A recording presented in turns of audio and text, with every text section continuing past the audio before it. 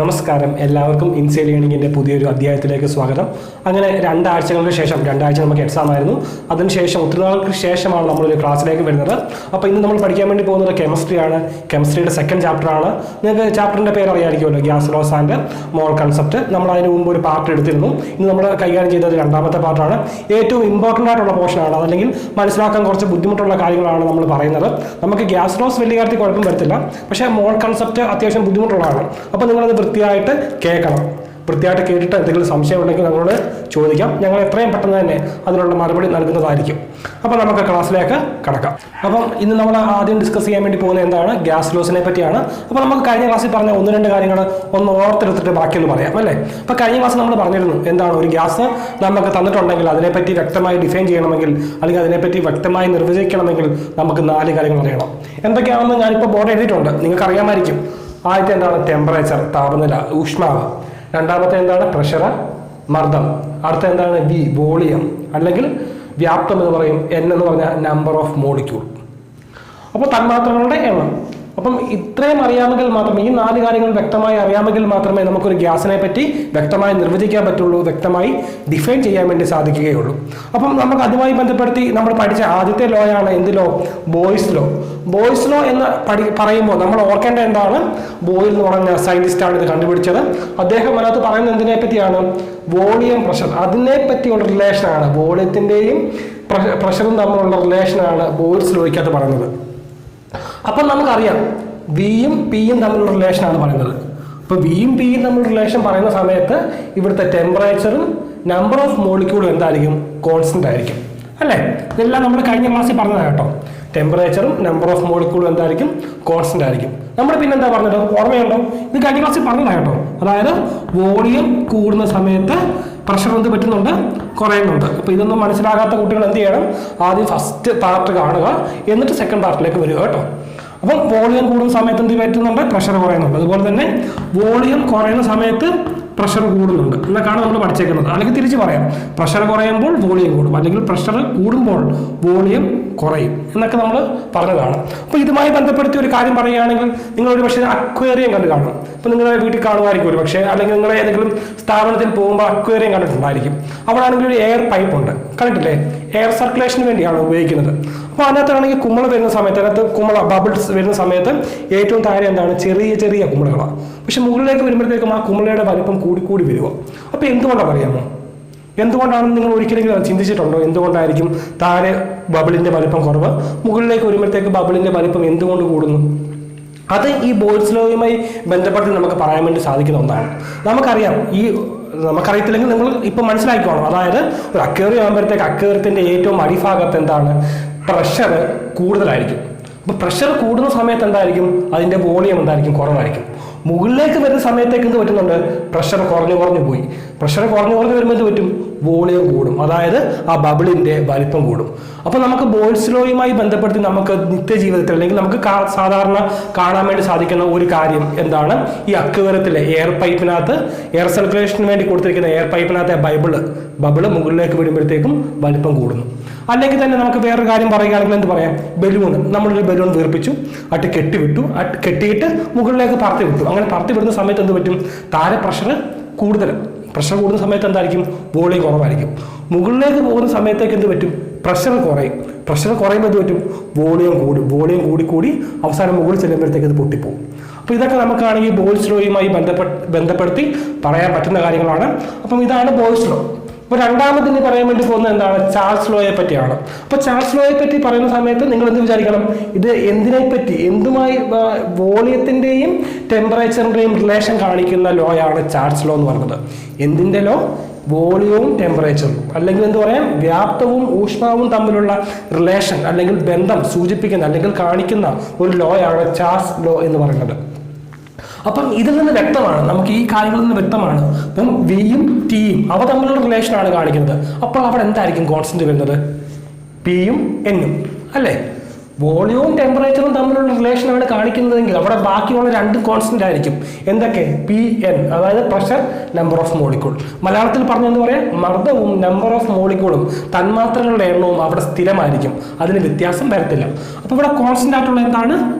പ്രഷറുണ്ട്, number of molecules ഉണ്ട്. അപ്പോൾ നമുക്ക് ചാൾസ് ലോയെ പറ്റി ഡിഫൈൻ ചെയ്യുന്നതിന് മുമ്പ് തന്നെ, അല്ലെങ്കിൽ ചാൾസ് ലോയെ പറ്റി നിർവചിക്കുന്നതിന് തൊട്ട് മുമ്പ് തന്നെ അതുമായി ബന്ധപ്പെടുത്തി കുറച്ച് കാര്യങ്ങളൊന്ന് പറയാം. അപ്പോൾ അതിനുവേണ്ടി ഞാൻ ആദ്യം എടുക്കുന്ന ഒരു പിസ്റ്റനുള്ള ഒരു സിലിണ്ടർ എടുത്തു. അതിനകത്ത് കുറേയേറെ ഗ്യാസ് ഉണ്ടെങ്കിൽ, അപ്പോൾ ഗ്യാസ് മോളിക്യൂളും കാണുമല്ലോ. അപ്പോൾ ഞാൻ ചെയ്യാൻ വേണ്ടി പോകുന്നത് ഇവിടെ എന്താണ്, നമ്മൾ ചാൾസ് ലോ എന്ന് പറയുമ്പോഴത്തേക്ക് അവിടെ വോളിയവും ടെമ്പറേച്ചറും തമ്മിലുള്ള റിലേഷനാണ്. അപ്പോൾ അതിനുവേണ്ടി ഞാനാണെങ്കിൽ എന്ത് ചെയ്യുന്നു, അപ്പോൾ ഒരു കാര്യം വ്യക്തമായി, അല്ലെങ്കിൽ ഒരു കാര്യം നിങ്ങൾ ശരിക്കും ശ്രദ്ധിക്കേണ്ട എന്താണ്, ഇവിടെ പ്രഷറും നമ്പർ ഓഫ് മോളിക്യൂളും എന്തായിരിക്കണം, കോൺസ്റ്റന്റ് ആയിരിക്കണം.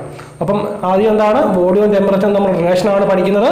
അവിടെ പ്രഷറും നമ്പർ ഓഫ് മോളിക്യൂളും എന്താണ്, കോൺസ്റ്റന്റ് ആണ്.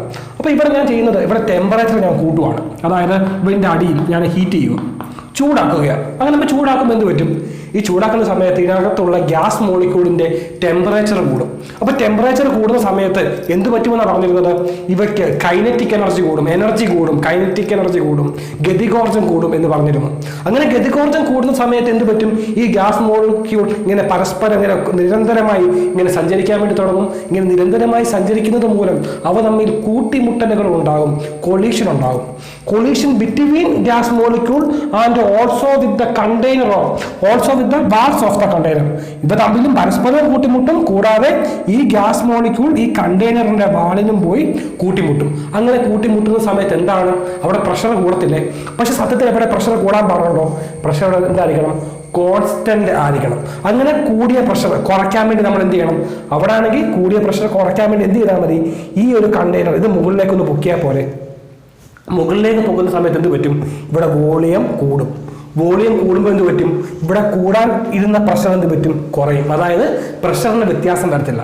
അതായത് നിങ്ങൾ പറയുമ്പോൾ നിങ്ങൾ മനസ്സിലാക്കേണ്ടതാണ്, ടെമ്പറേച്ചർ കൊടുക്കുന്ന സമയത്ത് എന്ത് പറ്റുന്നുണ്ട്, ഇവിടെ പ്രഷർ കൂടുന്നുണ്ട്. പക്ഷെ പ്രഷർ കൂടാൻ പാടില്ല. പ്രഷർ കൂടാതിരിക്കണമെങ്കിൽ എന്ത് ചെയ്യണം, ഇവിടുത്തെ വോളിയം കൂട്ടണം. അപ്പം അങ്ങനെ വോളിയം കൂട്ടുന്ന സമയത്ത് അവിടെ കൂടാനിരുന്ന പ്രഷർ എന്ത് പറ്റും, കുറയും. അതായത് പ്രഷർ കോൺസ്റ്റന്റ് ആയിട്ട് നിൽക്കും. അപ്പം ഇത്രയും മാത്രം വിചാരിച്ചാൽ മതി. ടെമ്പറേച്ചർ കൂടുന്ന സമയത്ത് എന്ത് പറ്റുന്നുണ്ട്, വോളിയവും കൂടുന്നുണ്ട്. അല്ലെങ്കിൽ വോളിയം കൂടുന്ന സമയത്ത് ടെമ്പറേച്ചർ കൂടുന്നുണ്ട്, അല്ലെങ്കിൽ ടെമ്പറേച്ചർ കൂടുന്ന സമയത്ത് വോളിയവും കൂടുന്നുണ്ട്. അപ്പം ടെമ്പറേച്ചർ കൂടുമ്പോൾ വോളിയം കൂടുന്നു. അപ്പം ഇനി ഞാൻ എന്ത് ചെയ്യുകയാണ്, ടെമ്പറേച്ചർ കുറയ്ക്കുകയാണ്, അല്ലെങ്കിൽ ഈ ഒരു സിലിണ്ടർ, പിസ്റ്റൺ സിലിണ്ടർ എന്താണ്, തണുപ്പിക്കുകയാണ്. അങ്ങനെ തണുപ്പിക്കുന്ന സമയത്ത് എന്ത് പറ്റും, ഇവിടുത്തെ ഗ്യാസ് മോളിക്യൂളിന്റെ എനർജി കുറയും. ഗ്യാസ് മോളിക്യൂളിന്റെ എനർജി കുറയുമ്പോഴത്തേക്ക് അവ തമ്മിലുള്ള കൂട്ടിമുട്ടലുകൾ കുറയും. അവ കണ്ടെയ്നറിൽ പോയി ഇടിക്കാനുള്ള ആ ഇടികൾ എണ്ണം കുറയും. അങ്ങനെ ആകുമ്പോൾ പ്രഷർ കുറയും. പക്ഷെ എന്താണ്, പ്രഷർ കുറയാൻ പാടില്ല. പ്രഷർ എപ്പോഴും എന്തായിരിക്കണം, ഒരു കോൺസ്റ്റന്റ് ആയിരിക്കണം. അങ്ങനെ കോൺസ്റ്റന്റ് ആയിട്ട് നിൽക്കണമെങ്കിൽ എന്ത് ചെയ്താൽ മതി, ഇങ്ങനെ വോളിയം കുറച്ചാൽ മതി. അപ്പോൾ എന്ത് പറ്റും, ടെമ്പറേച്ചർ കുറയുമ്പോൾ എന്തും പറയാൻ വേണ്ടി പറ്റും, വോളിയവും കുറയുന്നുണ്ട്. എന്താണ് ഇതിൽ നിന്ന് മനസ്സിലാക്കേണ്ടത്, ടെമ്പറേച്ചർ കൂടുമ്പോൾ വോളിയം കൂടുന്നുണ്ട്, അതുപോലെ ടെമ്പറേച്ചർ കുറയുമ്പോൾ വോളിയവും കുറയുന്നുണ്ട്. അപ്പോൾ നമുക്ക് പറയാം, ഒന്ന് കൂടുമ്പോൾ മറ്റേത് കൂടുവാണ്, ഒന്ന് കുറയുമ്പോൾ മറ്റേതും കുറയുവാണ്. അപ്പം വോളിയവും ടെമ്പറേച്ചറും എന്താണ്, പ്രൊപ്പോർഷണൽ ആണെന്ന് പറയാം. ഡയറക്ട്ലി പ്രൊപ്പോർഷണൽ ആണോ, ഇൻവേഴ്സ്ലി പ്രൊപ്പോർഷണൽ ആണോ? Directly proportional. അപ്പോൾ നമുക്ക് എഴുതാം B is proportional to T എന്നെഴുതാൻ വേണ്ടി പറ്റും. ഈ പ്രൊപ്പോർഷണാലിറ്റി സൈൻ മാറ്റാൻ വേണ്ടി നമുക്ക് എന്ത് ചെയ്താൽ മതി, പ്രൊപ്പോർഷണാലിറ്റി സൈൻ മാറ്റാൻ വേണ്ടി ബി ഇസിക്കൽ ടു ടി എന്ന് വെറുതെ എഴുതിയാൽ മതിയോ? പോരാ.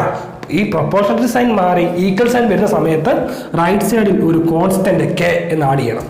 അപ്പോൾ കെ എന്താണ്, ഇവിടെ കോൺസ്റ്റന്റ് കേട്ടോ. അപ്പോൾ അടുത്ത സ്റ്റെപ്പിൽ നമ്മൾ എഴുതും, എന്തെഴുതും, ഇവിടെ ബി ഉണ്ട്, ഇവിടെ ടി, കെ ഇൻറ്റു ടി എന്നാണ് ഇതിൻ്റെ മീനിങ്. അപ്പോൾ ഇവിടെ ടി ഇൻറ്റു ചെയ്തേക്കും അല്ലേ. അപ്പോൾ ലെഫ്റ്റ് സൈഡ് വരുമ്പോൾ എന്ത് ചെയ്യണം, ഡിവൈഡ് ചെയ്യണം. അപ്പോൾ വി ബൈ ടി എന്ന് വരും. അപ്പോൾ V by T is equal to K. അപ്പം ചാൾസ് ലോയുമായി ബന്ധപ്പെട്ട് നമുക്ക് അറിഞ്ഞിരിക്കേണ്ട ഇക്വേഷനാണ് V by T is equal to K. ഇനി നമുക്ക് ചാൾസ് ലോ ഡിഫൈൻ ചെയ്യാം. അപ്പം ചാൾസ് ലോ ഡിഫൈൻ ചെയ്യുന്ന സമയത്ത് നമുക്ക് എന്ത് പറയാം, at constant pressure volume of a fixed mass of a gas. എന്തുകൊണ്ട് ഫിക്സഡ് മാസ് എന്ന് പറയുന്നത്, ഇവിടുത്തെ നമ്പർ ഓഫ് മോളിക്യൂൾ വ്യത്യാസമില്ല. നമ്പർ ഓഫ് മോളിക്യൂൾ വ്യത്യാസം വരുന്നില്ലെങ്കിൽ അതിന്റെ മാസിന് വ്യത്യാസം വരുന്നില്ലല്ലോ. അപ്പൊ എന്ത് പറയാം, at constant pressure volume of a fixed mass of a gas is directly proportional to temperature. പക്ഷെ ടെമ്പറേച്ചർ എന്ന് വെറുതെ പറഞ്ഞിട്ട് കാര്യമില്ല. ടെമ്പറേച്ചർ എന്ന് പറയുമ്പോൾ പലതരം സ്കെയിലുണ്ട് കേട്ടോ. ടെമ്പറേച്ചർ അളക്കാൻ പലതരം സ്കെയിലുണ്ട്. ഒന്നുകിൽ ഡിഗ്രി സെൽഷ്യസിലായിരിക്കാം, അല്ലെങ്കിൽ ഫാരൻഹീറ്റിൽ നമുക്ക് അളക്കാൻ വേണ്ടി പറ്റും.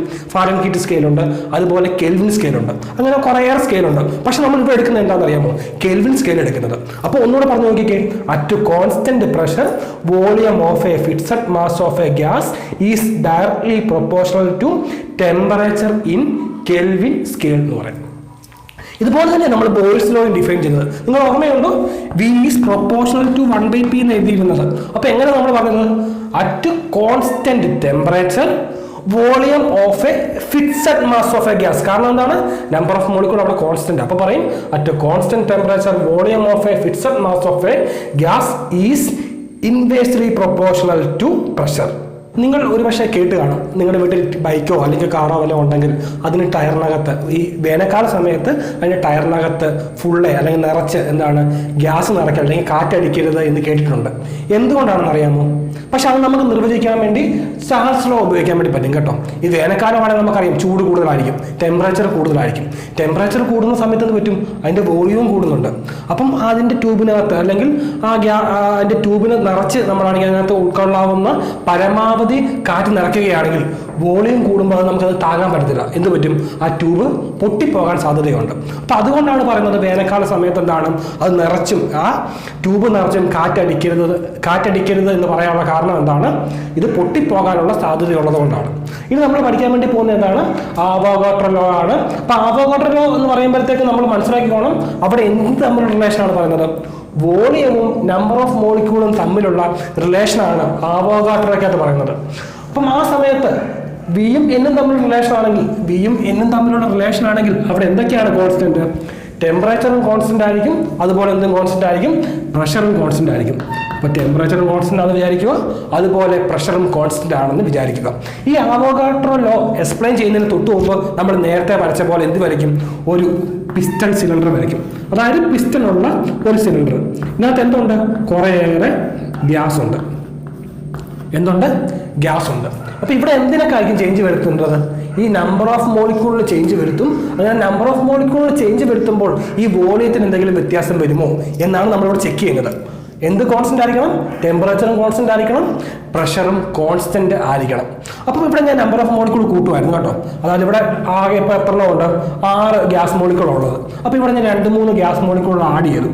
ഇങ്ങനെ 2-3 ഗ്യാസ് മോളിക്യൂളും കൂടെ ആഡ് ചെയ്യുന്ന സമയത്ത് എന്ത് പറ്റും? ഇവ തമ്മിലുള്ള കൊളീഷൻ കൂടുമോ കുറയുമോ? കൂടത്തില്ലേ? കാരണം ഇവിടെ എണ്ണം കൂടുക, നമ്പർ ഓഫ് മോളിക്യൂൾസ് കൂടുക. നമ്പർ ഓഫ് മോളിക്യൂൾസ് കൂടുന്ന സമയത്ത് അവിടെ കൂട്ടിയിടികൾ കൂടും, അതായത് കൊളീഷൻ കൂടും. എങ്ങനെയൊക്കെ കൂടും? ഈ ഗ്യാസ് മോളിക്യൂൾ തമ്മിലും കൂടും, അതുപോലെ തന്നെ ഈ കണ്ടെയ്നറിന്റെ വാൾ തമ്മിലും അവിടെ എന്തുണ്ടാവും? കൂട്ടിമുട്ടലുകൾ ഉണ്ടാവും. അങ്ങനെ കൂട്ടിമുട്ടലുകൾ ഉണ്ടാകുമ്പോൾ എന്ത് പറ്റുന്നുണ്ട്? പ്രഷർ കൂടുന്നുണ്ട്. പക്ഷെ പ്രഷർ കൂടാൻ പാടുണ്ടോ? പ്രഷർ കൂടാൻ പാടില്ല. പ്രഷർ കോൺസ്റ്റന്റ് ആയിട്ട് നിൽക്കണം. അങ്ങനെ കോൺസ്റ്റന്റ് ആയിട്ട് നിൽക്കണമെങ്കിൽ എന്ത് ചെയ്താൽ മതി? ഈ പിസ്റ്റൺ മുകളിലേക്ക് പൊക്കിയാൽ പോരെ. ഈ പിസ്റ്റൺ മുകളിലേക്ക് പോകുന്ന സമയത്ത് എന്ത് പറ്റും? ഇവിടെ വോളിയം കൂടും. വോളിയം കൂടുമ്പോൾ എന്താണ്? ഇവിടെ കൂടാൻ വിചാരിച്ച പ്രഷർ എന്ത് പറ്റും? കൂടത്തില്ല, പകരം കോൺസ്റ്റന്റ് ആയിട്ട് നിൽക്കും. അതായത് നമ്പർ ഓഫ് മോളിക്യൂൾസ് കൂടുന്ന സമയത്ത് ഇവിടെ പ്രഷർ കൂടേണ്ടതാണ്, പക്ഷെ പ്രഷർ കൂടാൻ പാടില്ല. പ്രഷർ എപ്പോഴും എന്തായിരിക്കണം? കോൺസ്റ്റന്റ് ആയിരിക്കണം. അങ്ങനെ കോൺസ്റ്റന്റ് ആയിട്ട് നിൽക്കണമെങ്കിൽ എന്ത് വേണം? ഇവിടുത്തെ ഈ പിസ്റ്റൺ മുകളിലേക്ക് പൊക്കണം. ഇങ്ങനെ പൊക്കുന്ന സമയത്ത് എന്ത് പറ്റുന്നുണ്ട്? വോളിയം കൂടുന്നുണ്ട്. ഇതുപോലെ തന്നെ തിരിച്ചൊന്ന് ആലോചിച്ച് നോക്കിയേ. ഇവിടെ ഇപ്പം 6 ഗ്യാസ് മോളിക്യൂൾ ഉണ്ട്. ഇവിടെ ഞാൻ 2-3 മോളിക്യൂൾ കളഞ്ഞു. ബാക്കി ഇവിടെ ഉള്ള കുറച്ച് മോളിക്യൂളേ ഉള്ളൂ. അങ്ങനെ ആകുമ്പോൾ കൂട്ടിയിടികൾ കുറയും. കൂട്ടിയിടികൾ കുറയുമ്പോഴത്തേക്ക് ഈ ഗ്യാസ് മോളിക്യൂൾ തമ്മിലുള്ള കൂട്ടിയിടിയും കുറയും, അതുപോലെ കണ്ടെയ്നറിന്റെ വാൾ തമ്മിലുള്ള കൂട്ടിയിടിയും കുറയും. അങ്ങനെ കുറയുന്ന സമയത്ത് പറ്റും? പ്രഷർ കുറയും. പക്ഷെ അങ്ങനെ പ്രഷർ കുറയാൻ പാടുണ്ടോ? അങ്ങനെ പ്രഷർ കുറയാതിരിക്കണമെങ്കിൽ എന്ത് ചെയ്യണം? ഇവിടുത്തെ വോളിയം കുറയ്ക്കണം. ഈ പിസ്റ്റൺ താഴേക്ക് താക്കുന്ന സമയത്ത് എന്ത് പറ്റും? വോളിയം കുറയും. വോളിയം കുറയുമ്പോൾ അവിടെ കുറയാനിരിക്കുന്ന പ്രഷർ എന്ത് പറ്റും? കൂടും. അതായത് പ്രഷറിന് വ്യത്യാസമൊന്നും വരത്തില്ല. അപ്പം നമ്പർ ഓഫ് മോളിക്യൂൾ ഇവിടെ കുറയുമ്പോൾ ഇവിടുത്തെ എന്ത് പറ്റും? വോളിയവും കുറയുന്നുണ്ട്. അപ്പം നമുക്ക് പറയാം നമ്പർ ഓഫ് മോളിക്യൂൾസ് കൂടുമ്പോൾ വോളിയം കൂടുന്നുണ്ട്, അതുപോലെ നമ്പർ ഓഫ് മോളിക്യൂൾസ് കുറയുമ്പോൾ വോളിയവും കുറയുന്നുണ്ട്. അപ്പം നമുക്ക് പറയാം ഈ വോളിയവും നമ്പർ ഓഫ് മോളിക്യൂളും എന്താണ്? പ്രൊപ്പോർഷണൽ എന്ന് പറയാം, അല്ലേ? V is proportional to N എന്ന് പറയാം. നമ്മൾ നേരത്തെ പഠിച്ച പോലെ നമുക്ക് ബാക്കി ചെയ്യത്തില്ലേ? V is proportional to N. അവിടുത്തെ പ്രൊപ്പോർഷണാലിറ്റി സൈൻ മാറ്റാൻ വേണ്ടി എന്ത് കൊടുത്താൽ മതി? ഇവിടെ ഒരു കോൺസ്റ്റന്റ് കൊടുത്താൽ മതി. ഞാൻ കെ എന്ന് കൊടുത്തു. കെ എന്ന് പറഞ്ഞാൽ എന്താണ്? ഒരു കോൺസ്റ്റന്റ് ആണ്. നമുക്കിനി നേരത്തെ ചെയ്തപോലെ തന്നെ ചെയ്യാം. എന്ത് ചെയ്യാം? റൈറ്റ് സൈഡിൽ എണ്ണമുണ്ട്. റൈറ്റ് സൈഡിൽ n എന്ത് ചെയ്തേക്കുവാണ്? k ഇൻറ്റു n എന്ന് എഴുതിയേക്കുന്നത്. അപ്പോൾ ഇവിടെ ഇൻറ്റു ചെയ്തേക്കുവാണ്. അപ്പോൾ ലെഫ്റ്റ് സൈഡ് വരുമ്പോൾ എന്ത് ചെയ്യണം? ഡിവൈഡ് ചെയ്യണം. അപ്പം എന്ത് വരും? v/n എന്ന് വരും. ബാക്കി എന്തൊക്കെയുണ്ട്? ഇസിക്കൽ ടു സൈൻ ഉണ്ട്, റൈറ്റ് സൈഡിൽ ഒരു k ഉണ്ട്. അപ്പം നമുക്ക് ആവോഗാഡ്രോ ലോയുമായി ബന്ധപ്പെടുത്തി നമുക്ക് പഠിക്കാനുള്ള ഇക്വേഷൻ എന്താണ്? v/n is equal to k. k എന്താണ്? ഒരു കോൺസ്റ്റന്റ് ആണ്. അപ്പം നമുക്കിതൊന്ന് ഡിഫൈൻ ചെയ്യാം, അല്ലേ? ഇവിടെ എന്താണ് പറയുന്നത്? At constant temperature and pressure. അല്ലേ? At constant temperature and pressure volume of a fixed mass of a gas എന്ന് പറയാൻ പറ്റുമോ? ഇല്ല. കാരണം എന്താ? ഇവിടെ നമ്പർ ഓഫ് മോളിക്യൂൾ ചേഞ്ച് ചെയ്യുന്നുണ്ട്. അപ്പം വോളിയം ഓഫ് എ ഗ്യാസ് എന്ന് പറഞ്ഞാൽ മതി. Volume of a gas is directly proportional to number of molecules. അപ്പൊ എങ്ങനെയാ പറയുന്നത്?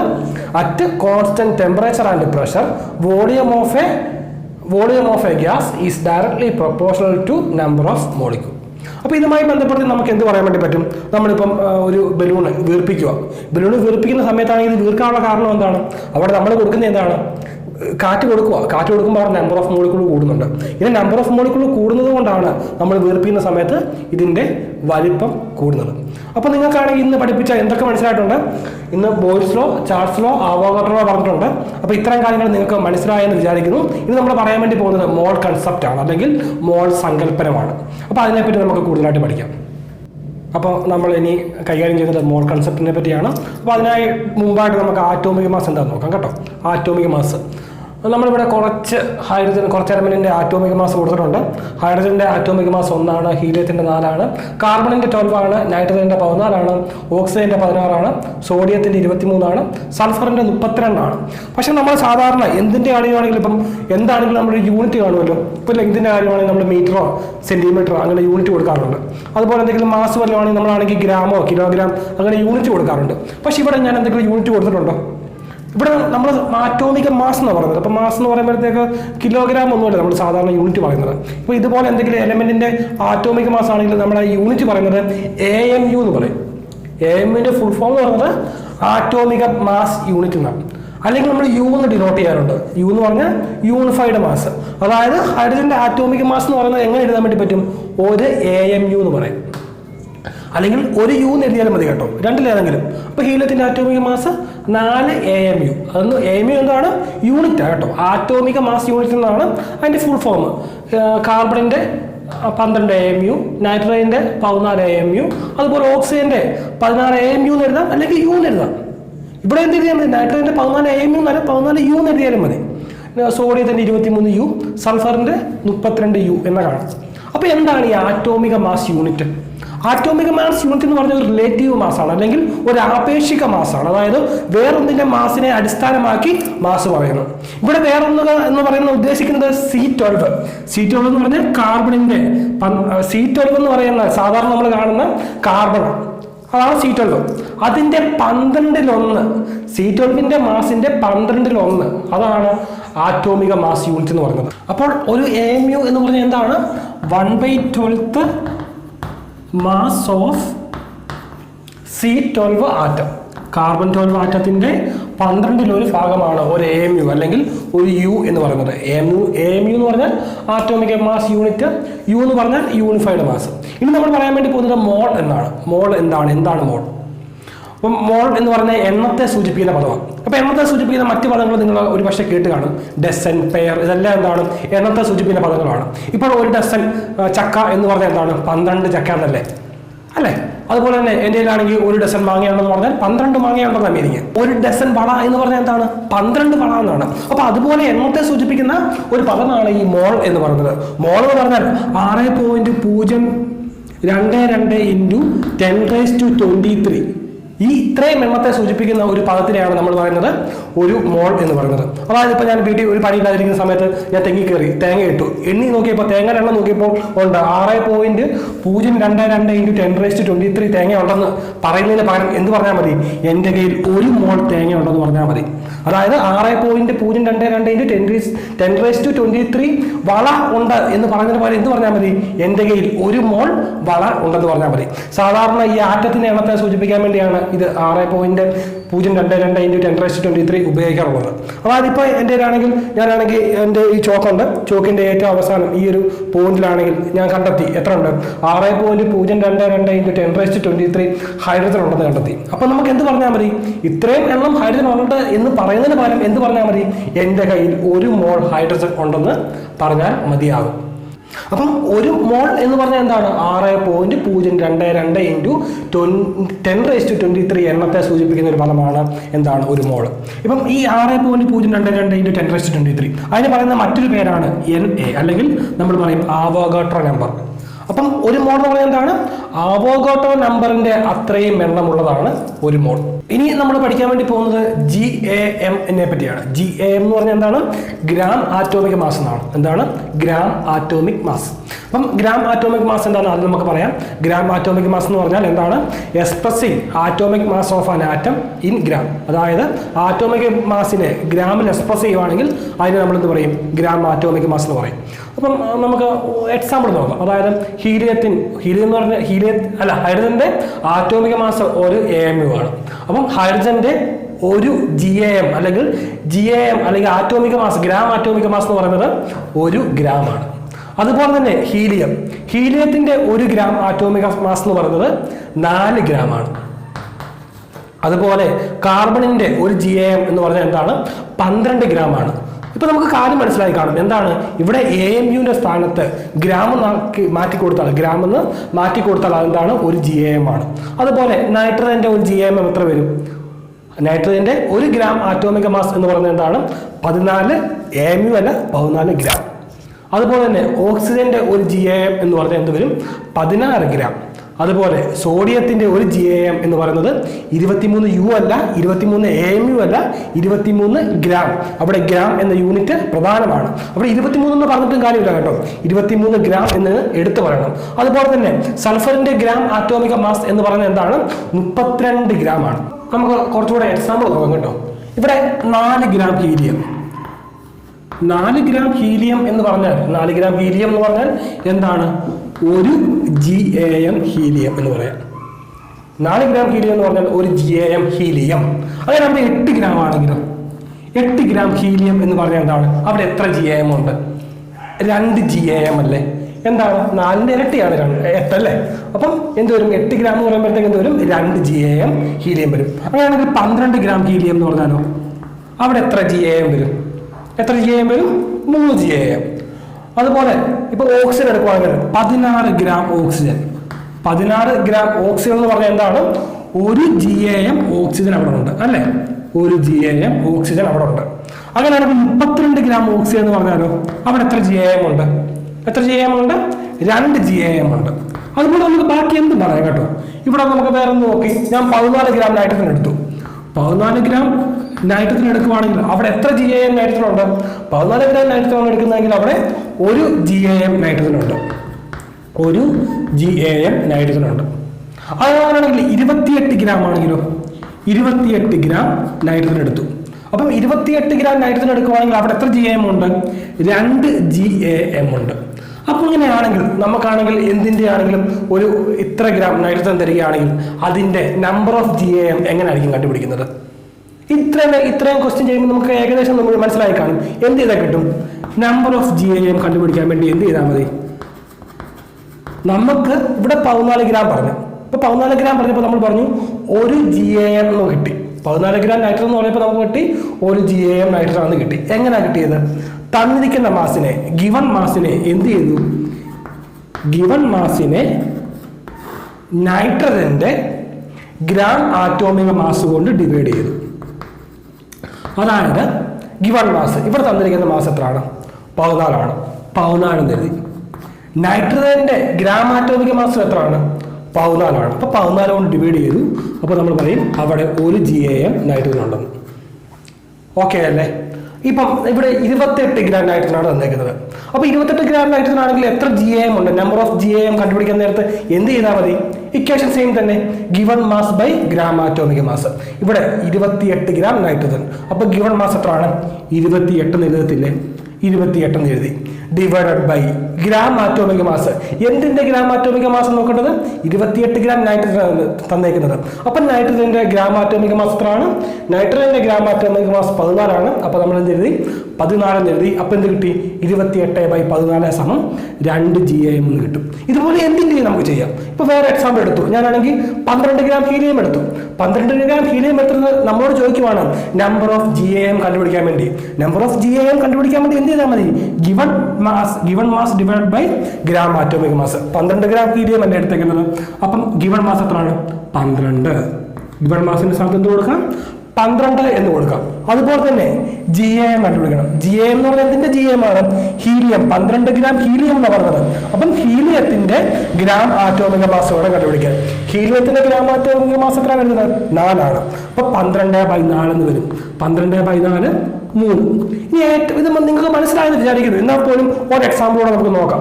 അടുത്ത ഏറ്റവും അവസാന എക്സാമ്പിൾ പറയുന്നത് സൾഫർ. ഞാൻ പറയുന്നു 64 gram sulphur.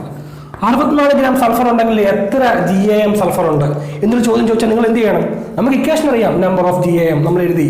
Number of GAM എഴുതി ഇസിക്കൽ ടു എന്ന് എഴുതി. Given mass divide by GAM ആണ് ഇക്വേഷൻ എന്ന് നമുക്കറിയാം. അത് നമ്മൾ എന്ത് ചെയ്യുക? ഇക്വേഷനകത്ത് ഇവിടെ വാല്യൂ ഇട്ട് കൊടുത്താൽ മതി. ഗിവൺ മാസ് ഇവിടെ എത്ര മാസമാണ്? 64. ഞാൻ കൊടുത്തു 64 എന്ന് കൊടുത്തു. By GAM. എന്തിന്റെ GAM? സൾഫറിന്റെ GAM വേണം വരാൻ. അപ്പൊ സൾഫറിന്റെ GAM എത്ര വരുന്നത്? 32 വരുന്നത്. അപ്പൊ 64 ഡിവൈഡ് ബൈ 32 എന്ന് വരും. അപ്പൊ 64/32 എത്ര നോക്കുക. അപ്പൊ നിങ്ങൾക്ക് ആൻസർ കിട്ടും. എത്ര വരും? 2 എന്ന് വരും. അപ്പം 2 GAM. അപ്പൊ 64 ഗ്രാം സൾഫറിനകത്ത് 2 GAM സൾഫർ ഉണ്ട്. അപ്പം GAM എങ്ങനെയാണ് കണ്ടുപിടിക്കുന്നത്? നമ്പർ ഓഫ് GAM കണ്ടുപിടിക്കാൻ നമ്മൾ പഠിച്ചത്. ഇനി നമുക്ക് ഇതുപോലെ നമ്പർ ഓഫ് മോളും കണ്ടുപിടിക്കാൻ കേട്ടോ. ഇപ്പൊ ഞാനാണെങ്കിൽ 1 ഗ്രാം ഹീലിയം 1 ഗ്രാം ഹൈഡ്രജൻ എടുത്തു. 1 ഗ്രാം ഹൈഡ്രജൻ എടുക്കുവാണെങ്കിൽ അവിടെ 1 മോൾ ഹൈഡ്രജന്റെ ആറ്റം കാണും. ഇവിടെ 4 ഗ്രാം ഹീലിയം എടുത്തു. 4 ഗ്രാം ഹീലിയം എടുത്താലും അവിടെ കാണുന്നത് 1 മോൾ ഹീലിയത്തിന്റെ ആറ്റങ്ങൾ. 12 ഗ്രാം കാർബൺ എടുത്താൽ അവിടെ കാണുന്നത് എന്താണ്? 1 മോൾ കാർബണിന്റെ ആറ്റങ്ങൾ കാണും. അതുപോലെ 14 ഗ്രാം നൈട്രജൻ എടുത്താൽ അവിടെ 1 മോൾ നൈട്രജന്റെ ആറ്റങ്ങൾ കാണും. 16 ഗ്രാം ഓക്സിജൻ ആണ് എടുക്കുന്നതെങ്കിൽ അവിടെ എന്ത് കാണും? 1 മോൾ ഓക്സിജന്റെ ആറ്റങ്ങൾ. ഇപ്പൊ എന്ത് എടുക്കുന്നു എന്നതിലല്ല. ഇപ്പം 23 ഗ്രാം സോഡിയം എടുത്താൽ അവിടെ എന്ത് പറയാം? 1 മോൾ സോഡിയത്തിന്റെ ആറ്റം ഉണ്ടെന്ന് പറയാം. അപ്പൊ നമുക്ക് കുറച്ചുകൂടെ വെള്ളി കണക്ക് നോക്കാം അല്ലെ. ഇപ്പൊ ഇതുപോലെ നമുക്ക് പറയാം. ഇപ്പൊ 4 ഗ്രാം ഹീലിയം എടുത്തപ്പോൾ എന്ത് പറയാം? അവിടെ 4 ഗ്രാം ഹീലിയം എടുത്തു. 4 ഗ്രാം ഹീലിയം എടുക്കുകയാണെങ്കിൽ നമുക്ക് എന്ത് പറയാം? അവിടെ 1 മോൾ ഹീലിയത്തിന്റെ ആറ്റങ്ങൾ ഉണ്ടെന്ന് പറയാം. അങ്ങനെയാണെങ്കിൽ 8 ഗ്രാം ഹീലിയം ആണെങ്കിലോ? 8 ഗ്രാം 4ന്റെ ഇരട്ടിയല്ലേ. അപ്പൊ എന്ത് പറയാം? ഇവിടെ 2 മോൾ ഹീലിയത്തിന്റെ ആറ്റങ്ങൾ ഉണ്ടെന്ന് പറയാം. ഇപ്പൊ ഇവിടെ ഞാൻ 4 ഗ്രാം ഹീലിയം എടുത്ത് വെക്കുകയാണെങ്കിൽ ഇവിടെ എത്ര മോൾ ഉണ്ട്? 2 മോൾ ഹീലിയത്തിന്റെ ആറ്റങ്ങളുണ്ട്. മാറ്റി 12 ഗ്രാം ഹീലിയം ഞാൻ എന്റെ കൈ നിറച്ച് 12 ഗ്രാം ഹീലിയം എടുത്ത് നിറച്ച് വെച്ചേക്കുവോ. അങ്ങനെ ആകുമ്പോൾ എത്ര മോൾ ഉണ്ട് അവിടെ? 3 മോളാണ് അല്ലേ. ഇതുപോലെ തന്നെ നമുക്ക് വേറെ എക്സാമ്പിൾ എടുത്തു. ഞാൻ സോഡിയം എടുത്തു. സോഡിയം 23 ഗ്രാം സോഡിയം എടുത്തു. 23 ഗ്രാം സോഡിയം എന്ന് പറയുമ്പോഴത്തേക്ക് എന്ത് വരും? 1 മോൾ സോഡിയത്തിന്റെ ആറ്റങ്ങൾ അവിടെ ഉണ്ട്. 1 മോൾ സോഡിയത്തിന്റെ ആറ്റങ്ങൾ അവിടെ ഉണ്ട്. അപ്പൊ 44 ഗ്രാം ആണെങ്കിലോ? 46 ഗ്രാം സോഡിയം ആണെങ്കിൽ നമുക്ക് എന്ത് പറയാം? അവിടെ 2 മോൾ, കാരണം 23ന്റെ ഇരട്ടിയാണ് 46. അപ്പം 2 മോൾ സോഡിയത്തിന്റെ ആറ്റങ്ങൾ ഉണ്ടെന്ന് നമുക്ക് പറയാൻ വേണ്ടി സാധിക്കും. ഇതെങ്ങനെ നമ്മൾ ഇക്വേഷനാക്കാൻ മാറ്റും? എങ്ങനെ നമ്മൾ നമ്പർ ഓഫ് മോൾ കണ്ടുപിടിച്ചത്? നമ്പർ ഓഫ് മോൾ കണ്ടുപിടിക്കാൻ വേണ്ടി എന്ത് ചെയ്താൽ മതി? Number of mole is equal to എന്ത് ചെയ്യണം? തന്നിരിക്കുന്ന മാസിനെ. ഇപ്പൊ ഇവിടെ 4 ഗ്രാം ആണെങ്കിൽ എന്ത് ചെയ്തു? അപ്പൊ ഇവിടെ 8 ഗ്രാം ആണെങ്കിൽ നമ്മൾ എന്ത് ചെയ്തത്? തന്നിരിക്കുന്ന മാസ് എടുത്തു. ഗിവൺ മാസ് ബൈ ഗിവൺ മാസിനെ എന്തുകൊണ്ട് ഡിവൈഡ് ചെയ്യുമ്പോൾ കിട്ടും? തന്നിരിക്കുന്ന മാസിനെ അതിന്റെ GAM കൊണ്ട് ഡിവൈഡ് ചെയ്താൽ മതി. അതായത് ഇവിടെ 8 ഗ്രാം ഹീലിയം അല്ലായിരുന്നു. ഇപ്പൊ ഗിവൺ മാസ് 8. അതിനെ ഡിവൈഡ് ചെയ്യണം. എന്തുകൊണ്ട് ഡിവൈഡ് ചെയ്യണം? GAM കൊണ്ട് ഡിവൈഡ് ചെയ്യണം. അതായത് ഹീലിയത്തിന്റെ GAM എത്രയാണ്? ഹീലിയത്തിന്റെ GAM എന്ന് പറയുന്നത് എത്രയാണ്? 4 ആണ്. അപ്പം 8/4 എന്ന് വരും ഇസിക്കൽ ടു 2. അപ്പൊ നിങ്ങൾ നോക്കിക്കേ, ഇവിടെ രണ്ടിടത്തും എന്താ വന്നേക്കുന്നത്? Given mass by GAM. അതായത് നമ്പർ ഓഫ് ഗ്രാമും നമ്പർ ഓഫ് മോളും എന്തായിരിക്കും? എപ്പോഴും ഈക്വൽ ആയിട്ടായിരിക്കും വരുന്നത്. ഇപ്പൊ ഞാൻ 8 ഗ്രാം മതി. അപ്പം ഒരു എക്സാമ്പിളോടെ നോക്കാം. നമ്മൾ ഇനി ഓക്സിജനെ നോക്കാം. ഓക്സിജൻ ഞാൻ 32 ഗ്രാം ഓക്സിജൻ എടുത്തു. 32 ഗ്രാം ഓക്സിജൻ എടുത്തിട്ട് എന്നോട് ചോദിച്ചു നമ്പർ ഓഫ് GAM എത്ര, നമ്പർ ഓഫ് മോൾ എത്ര? എന്ത് ചോദിച്ചാലും ഇപ്പൊ നമ്പർ ഓഫ് മോള് ചോദിച്ചാലും നമ്പർ ഓഫ് GAM ചോദിച്ചാലും സെയിം ഇക്വേഷൻ അപ്ലൈ ചെയ്താൽ മതി. ഇപ്പൊ 32 ഗ്രാം അല്ലേ. അപ്പൊ നമ്പർ ഓഫ് മോൾ കണ്ടുപിടിക്കണം. എന്ത് ചെയ്താൽ മതി? 32 by given mass by GAM. ഇവിടുത്തെ GAM എത്രയാണ്? ഓക്സിജന്റെ GAM ആട്ടോ. 32 ഗ്രാം ഓക്സിജൻ എടുത്തേക്കുന്നത്. അപ്പോൾ ഓക്സിജന്റെ GAM എന്ന് പറയുന്നത് 16 ആണ്. അപ്പൊ 32/16 = 2. അപ്പൊ എന്ത് പറയാം? 32 ഗ്രാം ഓക്സിജനകത്ത് 2 മോൾ ഓക്സിജന്റെ ആറ്റങ്ങൾ ഉണ്ടെന്ന് പറയാം. അല്ലെങ്കിൽ നമുക്ക് പറയാം 32 ഗ്രാം ഓക്സിജൻ എന്ന് പറയുമ്പോഴത്തേക്ക് അവിടെ നിന്ന് വരുന്നുണ്ട് 2 GAM ഓക്സിജൻ ഉണ്ടെന്ന് നമുക്ക് പറയാൻ വേണ്ടി സാധിക്കും. അപ്പം ഈ പറയുന്ന കാര്യങ്ങളെല്ലാം വ്യക്തമായിട്ട് ശ്രദ്ധിച്ച് ഇപ്പം മനസ്സിലാക്കിയിട്ട് മാത്രമേ ബാക്കിയുള്ള പോർഷനിലേക്ക് പോയാൽ മതി. മനസ്സിലാക്കിയില്ലെങ്കിൽ എന്ത് ചെയ്യുക, ഒന്നുകൂടെ റീവൈൻഡ് ചെയ്ത് ഒന്നുകൂടെ കേൾക്കുക. കാരണം ഇനിയുള്ള വരുന്ന കാര്യങ്ങളെല്ലാം എന്താണ്, കുറച്ചുകൂടെ ബുദ്ധിമുട്ടുള്ള കാര്യങ്ങളാണ് പറയാൻ വേണ്ടി പോകുന്നത്. അപ്പോൾ എന്താണ്, മനസ്സിലാകാത്തവർ ഒന്നുകൂടെ റീവൈൻഡ് ചെയ്ത് കേട്ടിട്ട് മാത്രം ബാക്കിയിലേക്ക് നമുക്ക് കടക്കാം. അപ്പോൾ നമ്മൾ ഇനി പറയാൻ വേണ്ടി പോകുന്നത്, നമ്മളിപ്പോൾ ഇത്ര നേരം എന്താ ചെയ്തേക്കുന്നത്, ഒരു ഗിവൺ മാസം അല്ലെങ്കിൽ 12 ഗ്രാം ഹീലിയം അല്ലെങ്കിൽ 12 ഗ്രാം ഓക്സിജൻ അല്ലെങ്കിൽ 16 ഗ്രാം ഓക്സിജൻ എടുത്താൽ അതിനകത്തുനിന്ന് നമ്പർ ഓഫ് GAM അല്ലെങ്കിൽ നമ്പർ ഓഫ് മോൾ എങ്ങനെയാണ് കണ്ടുപിടിക്കുന്നത് എന്ന് പറഞ്ഞു. ഇനി നമ്മളോട് പറയുക, എൻ്റെ കയ്യിൽ 1 ഗ്രാം അല്ലെങ്കിൽ 1 മോൾ ഹീലിയം ഉണ്ടെന്ന് പറയുക. 1 മോൾ ഹീലിയം ഉണ്ടെങ്കിൽ അവിടെ എത്ര ഗ്രാം ഹീലിയം കാണും? 1 മോൾ ഹീലിയമാണ് ഉള്ളതെങ്കിൽ 1 മോൾ ഹീലിയം ഉണ്ടെങ്കിൽ അവിടെ 4 ഗ്രാം ഹീലിയം കാണും. 1 മോൾ ഹീലിയം ആണെങ്കിൽ അവിടെ എന്താണ്, 4 ഗ്രാം ഹീലിയം കാണും. അങ്ങനെയാണെങ്കിൽ 2 മോൾ ആണെങ്കിലും 2 മോൾ ഹീലിയം ആണെങ്കിൽ അവിടെ എത്ര ഗ്രാം ഹീലിയം കാണും? 12 അല്ല, 2 ഇരട്ടിയല്ല. അപ്പം 4 ഇരട്ടി 8 ഗ്രാം ഹീലിയം വരും. അപ്പം 3 മോൾ ആണെങ്കിലും 3 മോൾ ഹീലിയം ഉണ്ടെന്ന് പറഞ്ഞാൽ അവിടെ എത്ര ഗ്രാം ഹീലിയം ഉണ്ടെന്നാണ് അർത്ഥം? 12 ഗ്രാം ഹീലിയം. ഇപ്പം ഹീലിയത്തിന് പകരം എൻ്റെ ആണെങ്കിൽ എന്താ ഉള്ളത്, 1 മോൾ ഓക്സിജൻ ഉണ്ടെന്ന് പറയുക. ഓക്സിജൻ ഉണ്ടെന്ന് പറഞ്ഞാൽ 1 മോൾ ഓക്സിജൻ എന്ന് പറയുമ്പോഴത്തേക്ക് 1 മോൾ ഓക്സിജൻ എന്ന് പറയുമ്പോഴത്തേക്ക് എന്ത് വരും, എത്ര ഗ്രാം ഉണ്ട് അവിടെ? 16 ഗ്രാം ഓക്സിജൻ ഉണ്ടെന്ന് അമേരി അല്ലേ? അങ്ങനെയാണെങ്കിൽ 2 മോൾ ഓക്സിജൻ എന്ന് പറഞ്ഞാൽ എന്ത് ചെയ്താൽ മതി? 2 മോൾ ഓക്സിജൻ ഉണ്ടെന്ന് പറഞ്ഞാൽ നമുക്ക് എന്ത് പറയാം, 1 മോളായപ്പോൾ 16, അപ്പൊ 2, അതായത് 1ന്റെ ഇരട്ടിയുണ്ട്. അപ്പൊ ഇവിടെ എന്ത് വരും, ഇരട്ടി വരും, 32 ഗ്രാം ഓക്സിജൻ. ഇവിടെ മാറ്റി ഞാൻ 3 മോൾ ആക്കിയാലോ? 3 മോൾ ഓക്സിജൻ എന്ന് പറയുമ്പോഴത്തേക്ക് അവിടെ എത്ര ഗ്രാം വരും? 1 മോൾ വന്നപ്പോൾ 16, അപ്പോൾ 1ന്റെ 3 ഇരട്ടിയാണ്, അല്ലെങ്കിൽ 1ന്റെ 3 ടൈംസ് ആണ് 3 എന്ന് പറയുന്നത്. അപ്പൊ ഇവിടെ എത്ര ടൈംസ് എടുക്കണം? 3 ടൈംസ് എടുക്കണം. 16ന്റെ 3 ടൈംസ്, 16ന്റെ 3 ടൈംസ് എന്ന് പറയുമ്പോൾ 16 × 3 = 48 എന്ന് വരും. അപ്പൊ 48 ഗ്രാം ഓക്സിജൻ എന്ന് പറയാം. അതായത് നമുക്ക് മോൾ തന്നിട്ടുണ്ടെങ്കിൽ നമുക്ക് എന്ത് കണ്ടുപിടിക്കാൻ വേണ്ടി പറ്റും? മാസ് കണ്ടുപിടിക്കാൻ വേണ്ടി പറ്റും. ഈ മാസ് കണ്ടുപിടിക്കാൻ വേണ്ടി എന്ത് ചെയ്താൽ മതി? Mass of the sample. അപ്പൊ മാസ് ഓഫ് ദ സാമ്പിൾ കണ്ടുപിടിക്കാൻ വേണ്ടി നമ്മൾ എന്ത് ചെയ്താൽ മതി? നമ്പർ ഓഫ് മോൾ തന്നിട്ടുണ്ടെങ്കിൽ ഈ നമ്പർ ഓഫ് മോളിനെ എന്ത് ചെയ്തു? നമ്പർ ഓഫ് മോളിനെ എന്ത് ചെയ്തപ്പോഴാ ഈ മാസ് കിട്ടിയത്? നമ്പർ ഓഫ് മോളിനെ എന്തുകൊണ്ട് എന്ത് ചെയ്തു? ഇവിടെ 3 ആയിരുന്നു, 3 കിട്ടിയപ്പോൾ 12 കിട്ടാൻ വേണ്ടി എന്ത് ചെയ്തു? അതിന്റെ GAM, ഹീലിയത്തിന്റെ GAM കൊണ്ട് ഇൻറ്റു ചെയ്തു. ഇപ്പൊ 1 മോൾ ഓക്സിജൻ എന്ന് പറയുമ്പോൾ എത്ര ഗ്രാം ആണെന്ന് കണ്ടുപിടിക്കാൻ വേണ്ടി എന്ത് ചെയ്തു? ഈ 1നെ ഓക്സിജന്റെ GAM കൊണ്ട് ഇൻറ്റു ചെയ്തു. അപ്പൊ നമ്പർ ഓഫ് മോളിനെ GAM കൊണ്ട് ഇൻറ്റു ചെയ്താൽ മതി. ഇപ്പൊ നമുക്ക് വേറെ എക്സാമ്പിൾ നോക്കാം. ഇപ്പോൾ ഞാൻ പറയുന്നു, എൻ്റെ കയ്യിലാണെങ്കിൽ 2 മോൾ സോഡിയം ഉണ്ടെന്ന് പറയുന്നു. 2 മോൾ സോഡിയം ഉണ്ടെന്ന് പറയുന്നു. ഇപ്പൊ 2 മോൾ സോഡിയം ഉണ്ടെങ്കിൽ മാസ് ഓഫ് ദ സാമ്പിൾ അവിടെ എത്ര ആണ് അതിന്റെ മാസ് എന്ന് കണ്ടുപിടിക്കാൻ വേണ്ടി എന്ത് ചെയ്താൽ മതി? ഇവിടുത്തെ നമ്പർ ഓഫ് മോൾ എത്രയാണ്? 2. അപ്പം 2 × GAM. എന്തിന്റെ GAM ആണ് നോക്കേണ്ടത്? സോഡിയത്തിന്റെ GAM. സോഡിയത്തിന്റെ GAM എത്രയാണ്? 23. അപ്പൊ 2 × 23 = 46 ഗ്രാം. അപ്പം 2 ഗ്രാം അല്ലെങ്കിൽ 2 മോൾ സോഡിയം ഉണ്ടെന്ന് പറഞ്ഞാൽ നമുക്ക് എന്ത് പറയാം?